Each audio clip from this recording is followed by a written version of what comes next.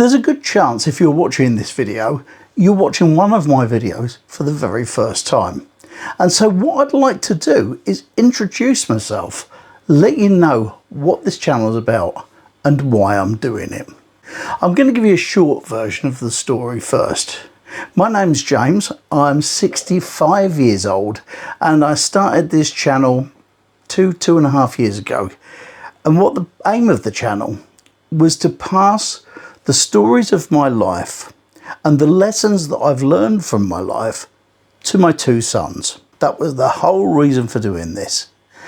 I'm called the Sandscratcher because there are lots of other James Murphys, and there's one particular one who is quite famous, and he is the leader of the group LCD Sound System. And so had I used my proper name, no one would have ever found me on there. However, using the Sandscratcher, that gives me an opportunity to have a channel that's just got my name. So how did I come about the Sandscratcher? Well, that's quite simple really. I come from a fairground family. I was born into the fairground stock, and we used to travel on fairgrounds in and around London and the home counties part, occasionally stretching to the Isle of Wight.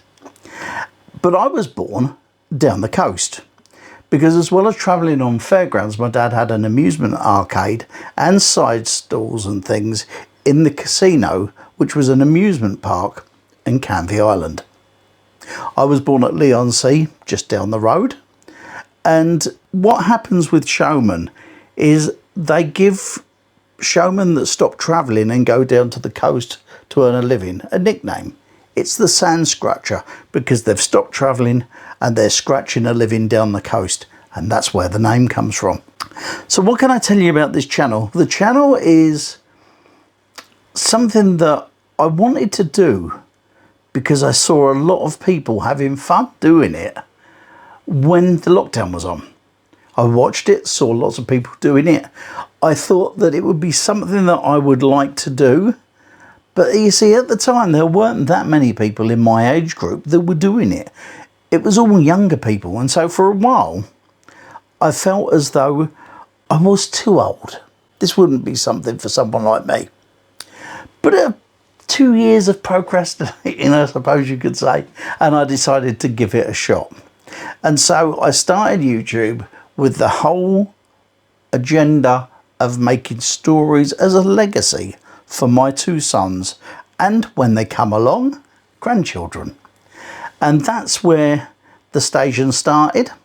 Over a short period of time, other people started looking at it. Some people felt that the content that I was doing was to their taste. And so from having the 2 subscribers that I imagined I would start off having, it started to grow very slowly. I'm 2.5 years in. I have 5,200 and some change subscribers to the channel. But that's not what is the important thing, because the majority of people who watch my channel, in fact 68.9%, I've got a note of it over there, are people who watch every video, are new to the channel, have never checked it out before, don't know who this guy is. And that's why this video has been done, to let you know. So that's the short story of the station, the channel, and how it got started. Indulge me if you like. I'm going to give you a longer story. I'll try for it not to be too long, but I want to let you know a bit about who I actually am. As I said, I started off as a young child in a fairground family. We spent part of the summer travelling on fairgrounds. It was usually between Easter and Whitsun time, and then we'd go down the coast. In 1964, my dad moved from Essex down to Somerset when they got an amusement arcade on the seafront in a little town called Burnham-on-Sea on Somerset, and that's where I spent my next 12 years. I was 4, I had my 5th birthday at Burnham, and at the time I used to play on the beach with a bucket and spade and all that sort of stuff. There was a man who had donkeys on the beach, John, and I used to torment him. I'd like to think I was helping, but I think I probably tormented him most of the time. But as I got a little bit older, I had to do work like everybody else in the family. My first little job was giving change in the cash desk because my mum had taught me how to deal with money from a small age. She'd made it a game. She'd give me a 10-shilling note at the time and say, give me change for that, and I would do that. And once I got used to all that sort of thing and could do it quite well, they put me to work in the change desk. We also had a little gift shop on the end of the amusement arcade, and sometimes my mum would make me go in there, but I didn't like it very much. In 1970, we moved from the seafront onto a holiday camp, and my mum and dad had an amusement arcade and a bingo there. At the end of 1970, my brother got married, and a couple of years later, my sister did too. And they went away from the business. And it was from that time that my parents wanted me to work pretty much all the time. If I wasn't at school, I could be found in the arcade. We'd open from March until October, from 9 o'clock in the morning till 11 o'clock at night. And if I wasn't at school, that's where you'd find me. I learnt how to keep an amusement arcade clean. I learned how to mend the machines. I learned how to call bingo numbers. I learned how to get on with people of a much older age group than myself. People in their 60s who played bingo, for instance. And that's what I did till 1976. We left Burnham in 1976 and for a few summers hopped about the UK doing different bits and pieces, and by 1980 we found ourselves in Lowestoft in Suffolk in a bingo there. The following year though, I wanted to go travelling in my own right, so I went and bought a ride and went travelling on fairgrounds around London and in East Anglia and all that sort of thing. I did that until 1985, by which time I'd got married. And at the end of 1985 I had a ride, a round side stall and a kids ride. But I wasn't satisfied. Things weren't going to plan. And so I sold them all off and went back to the coast because it was what I knew. We stayed there and we settled managing stuff for other people for a few years. And I bought my own business and started again. We made a move to Weymouth in 1990. Now, I'd been married since 1982 and we'd put everything into running our business. My first son had been born in 1986 and at the very end of 1990, my second son was born. So as I saw in 1991, there was myself, my wife and my two small children. 1991 couldn't have started any worse. Some mistakes that I'd made caused me to lose my business and pretty much everything else I had. We were at a stage where I was nearly homeless, but fortunately we were able to find somewhere. The council helped us and we found ourselves in a home. From there I went to work for a company called New Look and was there for two and a half years until I left there. And then I started to do a lot of different things. I tried car valeting. I started my own holiday company online right at the beginning of it for me, 1994, 95, something like that. It did very well for the first couple of years. We had millions of views on the website. We managed to get some bookings done. You've heard of lastminute.com, no doubt. My business was called gotomorrow.com. We sort of kind of finagled the name. And we did holidays in Dorset. The problem was I didn't take on staff and tried to do it as a one-man band. And it overwhelmed me. I didn't know anything about the holiday business. It was something that I just wanted to try, and try it I did. But it lasted about 18 months and it wasn't going anywhere. As the years moved on, my kids were getting a bit older, so I bought some more fairground stuff. And we used to go and do shows and fetes all around Dorset. I had a set of trampolines and the funny mirror show and bits and pieces, candy floss stall. And we did that for a while. But there was always something more that I wanted to do. I'd always wanted to be a radio DJ. My dad said to me, you don't want to be doing that. You know what we do? This is the way we earn a living. And I stuck with the arcades, but it had always been in the back of my mind. In the 20s, it was 2008 when I started listening to a radio presenter in Canada called Big Daddy Donald Roberts.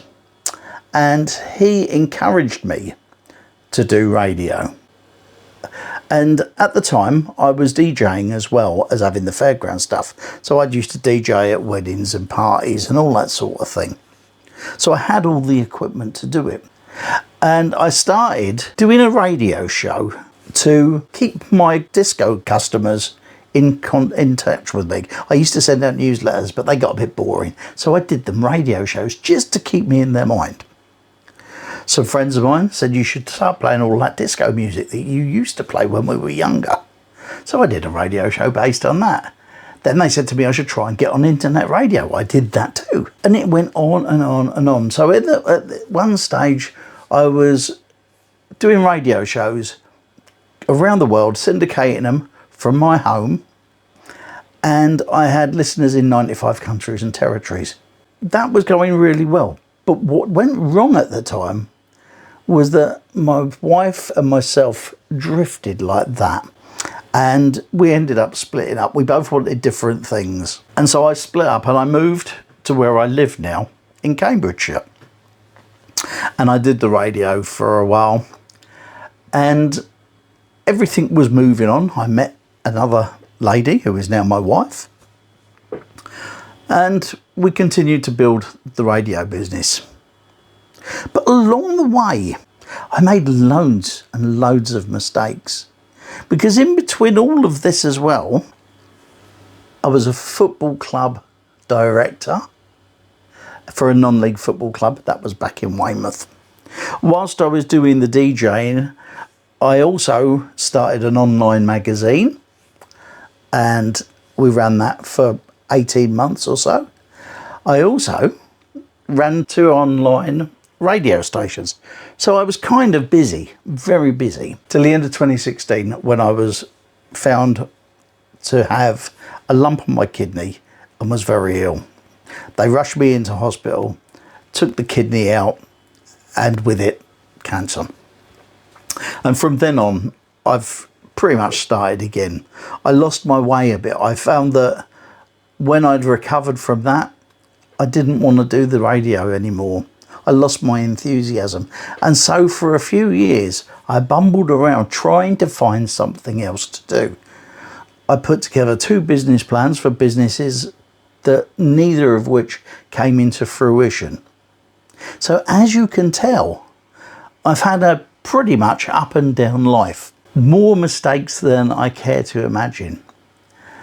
But the thing about it is, and the thing about mistakes, is that if you think about them in the right way and look at them with the right perspective, those mistakes become stepping stones for your future.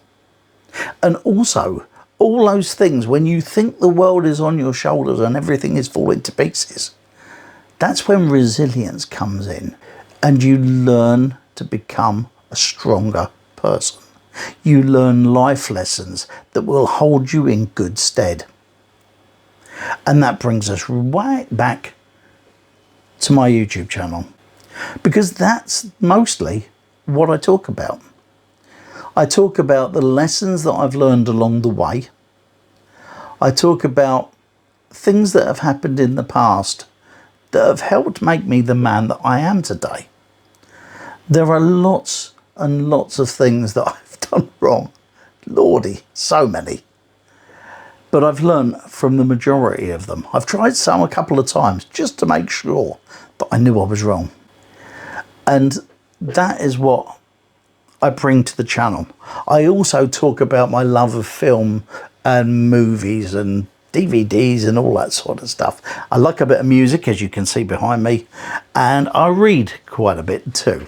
So at any one stage you can find me talking about any of those bits and pieces. My hope, if you're new, and especially if you're still watching this far into the video, is that you find that I may be someone that might fit the mold of somebody you'd be interested in watching. And if you are, that is fantastic. I'm really pleased to have you here. As I said earlier, we have 5,200 and a few subscribers on this channel. Each and every one of them is important, but I only get 4,000 views per month. So not everybody who subscribes watches. And there are a lot of people that watch that don't subscribe. And I don't care. As long as if you're watching these videos, you find something of value, that's all that's important to me. I'm going to wrap it up now. I've given you a short story and a long story about who I am and where I come from and what the channel's about. I hope I've not bored you. I hope you're still here, to be honest.